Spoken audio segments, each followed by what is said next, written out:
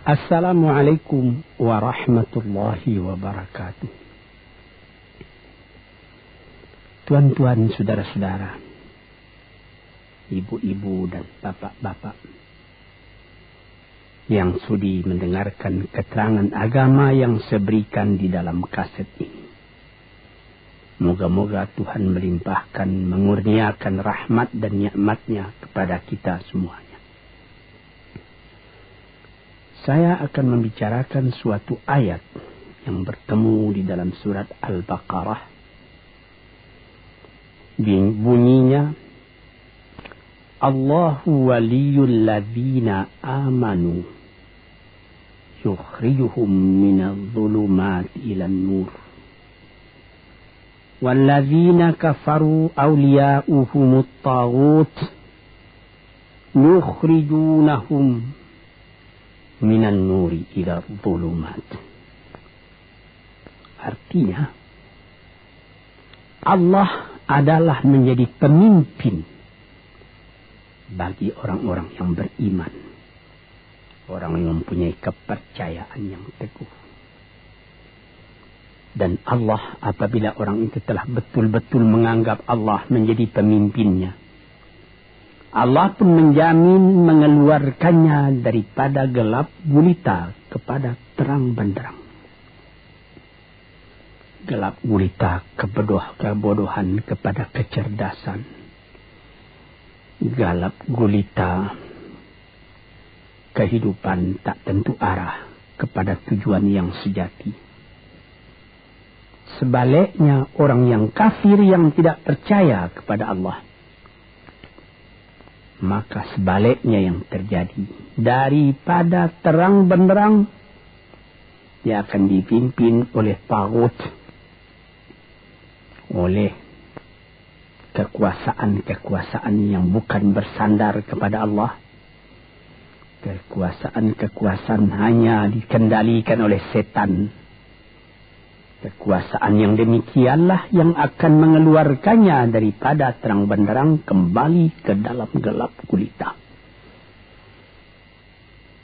Oleh sebab itu, rohani manusia itu adalah melalui di antara gelap dan terang kehidupan itu. Di antara terang dan gelap kehidupan.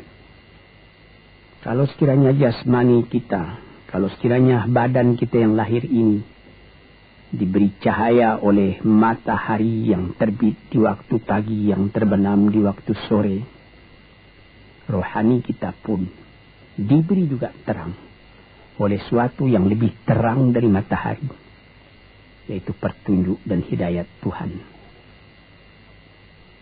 Di dalam Al-Quran, Tuhan memberikan bujukan, memberikan jiwa besar kepada orang-orang yang beriman itu. Tuhan bersabda, La tahinu wa la tahzanu wa antumul a'launa in kuntum mu'minin. Engkau ini adalah orang yang tinggi kalau engkau tetap memegang kepercayaan kepada Allah Subhanahu wa ta'ala. Di dalam perjuangan hidup di dunia ini, perjuangan antara yang hak dengan yang batil, antara gelap dengan terang, antara keyakinan dan keraguan, manusia berjalan di sekitar itu. Di kiri dan di kanan kita berjumpalah gelap dan terang itu. Maka diberilah pedoman manusia tadi. Apa pedoman? Walaupun bagaimana hebatnya, geloranya, tofannya, halim bubunya, ombaknya dan gelombangnya kehidupan itu, manusia mesti teguh berpegang kepada iman. Sebab kehidupan di dunia itu menurut peraturannya ialah tidak ada yang tetap. Yang tetap itu ialah berubah. Berubah itulah ketetapan yang ada dalam dunia. Panas sangat terik, benar, nanti akan hujan. Hujan sangat lebat, benar, nanti akan panas. Di suatu tempat terjadi hujan yang lebat, berhari-hari timbul banjir. Iya, banjir itu tidak tiap hari, nanti dia kering lagi. Di laut pun demikian pula. Ada pasang naik, tergenang ke atas.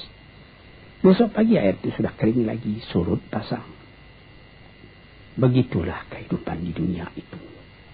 Itu harus kita yakini supaya kita jangan terombang-ambing dalam kehidupan itu.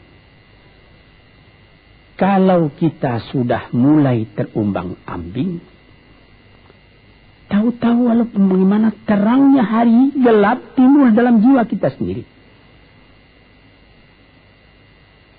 Walaupun panas terik, kita berhujan. Hujan oleh keringat kita sendiri. Jadi yang penting di sini menjaga hati. Sampai Rasulullah Nabi kita Muhammad sallallahu alaihi wasallam, inna fil jasadi mudghatan, di dalam tubuh manusia itu ada suatu bekuan darah. Idza salahat salahal jasadu kulluhu wa idza fasadat fasadal jasadu kulluhu. Kalau ini segumpal daging baik, seluruh badan jadi baik. Kalau dia rusak, seluruh badan jadi rusak. Apakah itu? Hati. Hati. Kendali terletak dalam hati kita. Hati. Artinya penuh. Bukan saja berarti pada daging, tapi pada hati dari hati, isi dari hati. Atau juga akal kita. Sebab itu, maka kalau satu waktu saya pernah mengajarkan doa yang mengandung 8 sifat-sifat lemah menghilangkan kemerdekaan manusia. Hari ini saya pun akan mengajarkan doa yang diajarkan juga oleh Nabi. Bagaimana menjaga hati tadi. Di situ dalam doa itu ada tersebut 4 perkara.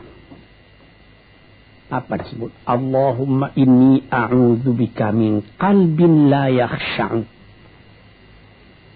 wa min ilmin la yanfa'u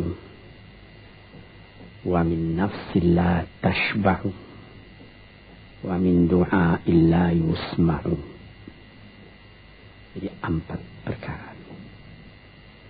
Yang pertama, Allahumma inni a'udzubika min qalbin la yakhsha'u. Aku sangat berlindung kepada Engkau, ya Allah. Janganlah sampai terjadi hati saya itu tidak khusyuk lagi. Ini bahaya ini. Mulai bahaya mengancam kepada manusia. Kalau hatinya tidak khusyuk lagi. Hati khusyuk yaitu hati itu tentu jelas tujuannya kepada Allah. Allah menjadi pegangannya. Allah menjadi bentengnya. Allah menjadi ingatannya. Allah menjadi tujuannya. Dan kepada Allah dia kalau sembahyang menghadapkan diri, menghadapkan hati. Maka permohonan kita yang pertama kepada Tuhan, ya Tuhanku, janganlah sampai hati saya ini tidak khusyuk lagi. Sebagai orang Islam, kita sembahyang 5 waktu. Di dalam Al-Quran dikatakan sembahyang itu ialah khusyuk. Terpadu ingatan kepada Tuhan. Tapi kalau kita sudah, hati itu sudah mulai ditumbuhi penyakit. Walaupun sembahyang, mulai sejak Allahu Akbar, pikiran sudah menjalar kepada yang lain. Piutang belum menerima, utang belum terbayar. Makanan belum masak, macam-macam lah yang teringat. Padahal kita dalam sembahyang. Ini apa arti sembahyang tadi lagi? Ini sudah mulai berbahaya ini. Banyak orang yang tidak meninggalkan sembahyang, tapi tidak ada bekas dari sembahyang itu kepada kehidupannya. Di dalam sembahyang kita baca inna salati wa nusuki wa mahyaya wa mamati lillahi rabbil alamin. Sesungguhnya sembahyangku dan ibadatku dan hidupku dan matiku sama sekali terserah kepada Allah. Ini dirasakan dalam hati, bukan cuma disebut di dalam mulut.